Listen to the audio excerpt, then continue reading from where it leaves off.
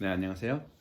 기도, 영혼이 다시 태어나는 순간 22번째 강의입니다. 오늘은 이 책, 기도, 영혼이 다시 태어나는 순간, 이 책 47쪽을 함께 나가도록 하겠습니다. 청하여라, 기쁨이 충만해지리라.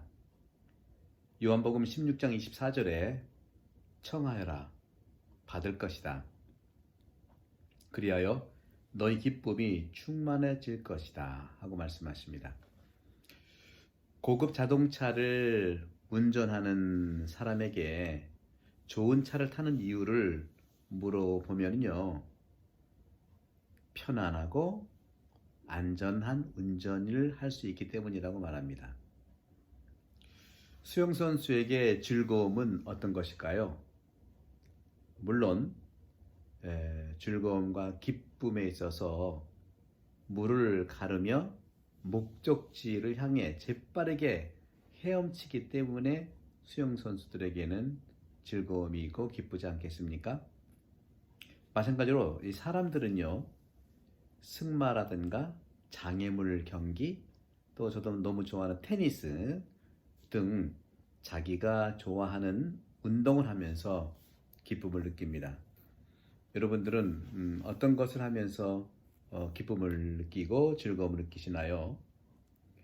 4세기에서 5세기에 안티오키아 학파 교부들 또한 세상을 창조한 하느님의 마음을 느끼면서 자연의 주인이신 하느님과 가까이 있음을 아주 즐거워하고 기뻐했답니다.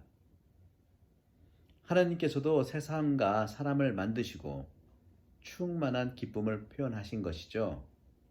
하지만 인간은 힘들고 고통스러운 노동을 통해서 세상을 움직이시는 하느님의 힘을 느끼고 수련하며 단련하면서 그런 모습들을 우리가 볼 수가 있는 것이죠. 그런 점에서 수련과 단련, 기쁨을 느끼는 것은 당연한 일이 아니겠습니까? 이렇게 하나님께서 말씀으로 세상을 창조하고 기쁨을 표현하시듯이 예수 그리스도의 기적, 그리고 말씀, 이것도 병자를 치유하고 죽은 이들을 살리시고 하느님과 인간에게 구원의 기쁨을 주시는 것이죠. 이러한 기쁨과 즐거움이 지속적으로 이루어질 수 있도록 예수님께서는 당신의 이름으로 기도를 하면 기쁨이 충만해질 거라고 말씀을 하십니다. 그렇습니다. 우리가 그리스도의 말씀을 통해서 성령 안에서 그리스도의 기적과 능력을 이룰 때 삶이 변화하고 우리와 세상의 기쁨도 충만해질 것입니다. 복음사가 사도 요한의 말은요, 청원이 아니라 더 근본적인 사랑, 곧 우리를 사랑하시는 아버지 하느님을 소개하고 있습니다. 요한복음 16장 26절에서 27절의 말씀을 봉독하겠습니다. 내가 너희를 위하여 아버지께 청하겠다는 말이 아니다. 바로 아버지께서 너희를 사랑하신다. 집안에 있으면은 큰형님이 막내 동생한테 아버지가 너 엄청 사랑하셔. 또 너를 위해서 내가 아버지께 좀 사랑해달라고 얘기할게. 이게 아니라 바로 아버지가 너를 사랑하신다. 동생에게 직접 사실을 알려주는 거랑 똑같겠죠. 이 말씀은 그리스도께서 우리를 위해 청하시지 않겠다는 뜻이 아니라 하느님께서 청하기도 전에 우리를 정말 사랑하신다는 사실을 고백하는 겁니다. 다시 말하면 이미 주실 것을 준비하고 계신다는 뜻으로 알아들을 수가 있는 것이죠. 사랑하는 사람이 청할 때 반드시 들어준다는 것을 알고 있기 때문입니다. 이와 같이 복음사가 사도 요한은 하느님 아버지와 우리 사이의 대화, 그리고 은총, 그리고 사랑을 이어주시는 기도를 중개하는 그리스도를 우리에게 소개하고 계시는 것이죠. 바오로 사도 또한 하느님과 사람들 사이에서 그리스도께서 유일한 중개자라고 다음과 같이 고백합니다. 디모데오 전서 2장 5절의 말씀입니다. 하느님은 한 분이시고 하느님과 사람 사이의 중개자도 한 분이시니 사람이신 그리스도 예수님이십니다. 이렇게 그리스도 그분 안에서 아버지께서는 아들, 다시 말하면 하느님이고 인간이신 신인 아들 예수 그리스도를 사랑하십니다. 계속해서 그리스도께서는 당신 제자들과 신원이 동일해져요. 똑같다는 거죠. 우리를 종으로 부르지 않고 벗으로 부르겠다는 사실에서도 신원이 동일해지는 것입니다. 하느님의 아들은 말씀의 식탁과 성체성사의 핵심인 영성체를 통해서 우리 안에 신비롭게 현존하십니다. 우리 인간을 사랑하시기에 가까이 우리가 바라는 청을 들어주시죠. 요한복음 16장 23절에서 28절 사이에 하시는 말씀은 바로 이런 사실입니다. 하느님이 당신 아들 그리스도 안에 계시기 때문입니다.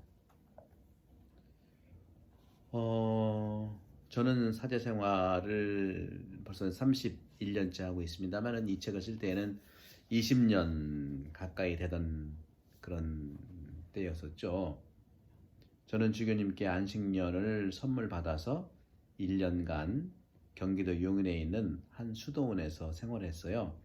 그때가 벌써 2007년도니까 13년 전이 되겠네요. 그 수도원에서 은퇴한 수녀님들과 또 수련자들과 또 주변에 있는 복지 장애시설에 사는 분들과 정말 친교를 이루면서 특별히 미사와 또 강의 또 행사 일종의 그 지역의 수도원 본당 신부 같은 삶을 살았는데 참 행복했었습니다. 안식년 동안 뜻깊은 일 가운데 하나는 제가 여러 가지 이제 책을 썼습니다만은 복을 부르는 마음을 집필한 거예요. 나에게 어머니 같은 이 복을 부르는 마음, 이 책은 어머니가 그해 돌아가시기 전까지 입원해 계시던 대전에 계신 병원을 오가며 어머니를 위해 기도를 많이 한 덕분에 세상에 나온 것입니다. 그런 점에서 이 복을 부르는 마음은 정말 어머니께 바치고 싶은 그런 책이 됐죠. 프랑스 근본에 다음과 같은 말이 있습니다. 인간이 하느님을 온전히 믿기란 어려운 것이다.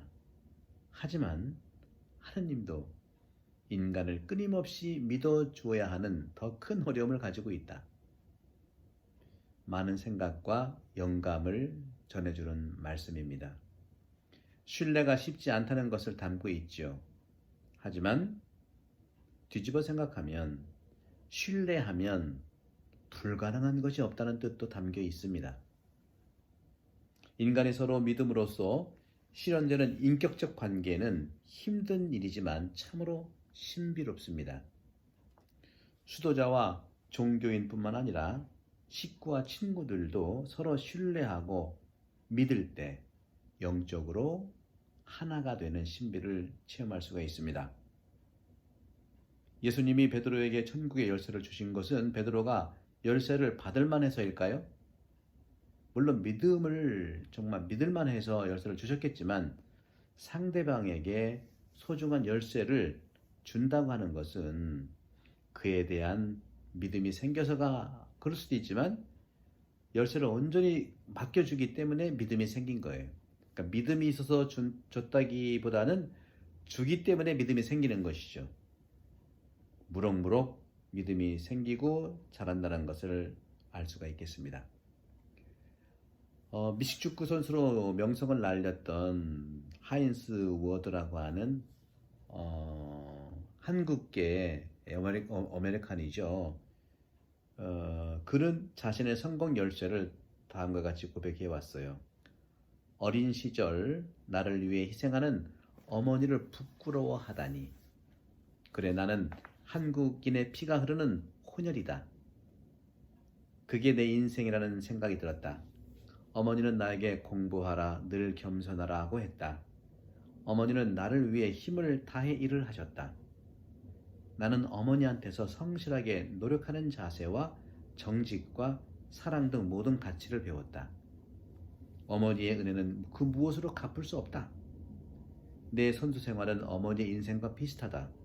처음에는 마음대로 안 되지만 꾸준히 노력하면 결국엔 잘 풀리더라.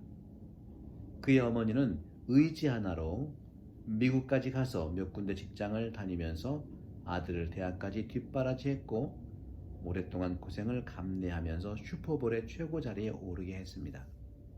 하인스는 대단히 영광스러운 그 자리에 자신이 있는 것은 모두 어머니의 기도 덕분이라고 고백했습니다. 그의 어머니는 한 스포츠 채널 인터뷰에서 아들에게 늘 하는 이야기 한 가지가 있는데 be humble, 겸손하라고 말했답니다. 어머니의 가르침대로 겸손한 워드는 슈퍼볼 경기가 끝난 뒤 동료들이 기회를 줬고 나는 뛰기만 했을 뿐이다. 이렇게 에투환의 패스가 정말 좋았다 하고 말했답니다. 미국 땅에 건너가 온갖 어려움을 이겨내고 마침내 꿈을 이룬 어머니와 아들, 이 성실하고 겸손한 미국 슈퍼볼의 영웅들은 우리에게 고난이라고 하는 것이 사람에 따라 얼마나 하찮은 것일 수 있는지 가르쳐 준 것이라고 고백하고 있습니다. 그런 점에서 오늘 우리가 온전히 하인스 워드가 존재하는 것은 오늘날 어머니의 삶을 통한 하느님의 축복이라고 믿습니다. 어머니는 아들이 부산당하지 않도록 늘 하느님께 청원했대요. 큰 축복을 받은 것이죠. 하인스의 어머니는 기도했습니다. 하인스는 예수께서 죽은 라자루를 되살릴 때 돌을 치워라. 요한복음 11장 39절 이 말씀으로 장애가 되는 모든 것을 하나씩 치워 하느님께 축복을 부르는 어머니의 기도가 삶에서 이루어졌음을 주었답니다. 사전에서 신념이란 굳게 믿는 마음이라고 적혀 있어요. 이와 같이 굳게 믿어 의심하지 않는 것을 믿음, 곧 신앙이라고 표현합니다. 누군가를 믿고 바라는 것은 하인스 워드의 경우가 아니더라도 우리의 삶에서 볼 수가 있습니다. 서로에게 굉장한 에너지를 만들어주기 때문이지요. 특히 종교인, 성직자, 수도자, 스님 등 돌을 닦는 데 정진하는 이들한테는 신뢰를 담아 청원 기도를 드리는 것이 필수적입니다. 물론 현대를 살아가는 이들도 신념을 갖고 청원 기도를 해야 할 수 있죠. 평생 수행 정진만 하는 이들과 다르겠지만 정신만은 똑같습니다. 코로나 팬데믹으로 어려운 이 시기라고 할 수 있는 이 시기에 우리도 정말 믿음으로 또 기도하면서 신념으로 청하면 좌절은 사라집니다. 성부와 성자와 성령께서 여러분에게 축복합니다. 감사합니다.